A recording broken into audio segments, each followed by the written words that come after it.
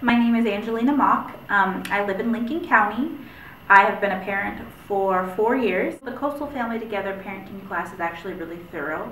During the class, at the beginning of it, you sit down and you have dinner together, so you have that sense of community. Just having other parents' point of views was really helpful to me, just to have that connection. And then also you have a forum to kind of go and talk about these, different things that are happening in your lives and with your children as far as parenting is concerned. The tactic that I'm most likely to use on a daily basis would be positive praise. What that is just praising him for things that he's doing, that he would do anyways, but just giving him that extra praise for it. So let's say when he's getting up in the morning and he puts his shoes on, and I only had to ask him once. I say, that was a very good job putting your shoes on. As parents, we tend to focus on the behavior. One thing that really surprised me about this parenting course was focusing on the why behind why he's having the tantrum. So instead of just focusing on the behavior, we're focusing on why it is he's having the behavior.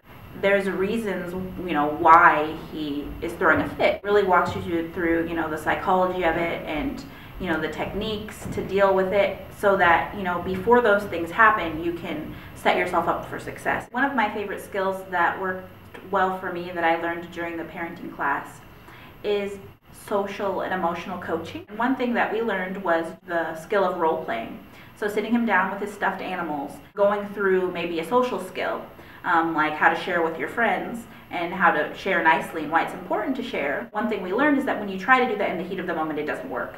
They don't learn anything because they're too emotional. Having a child with high-functioning autism, it's really important to coach him emotionally because he doesn't, glean emotional situations or social situations naturally. The other thing that we really use a lot was understanding the why. Why is it important, to give our children time, attention, social coaching, emotional coaching? Because it's important to their development. It builds self-esteem.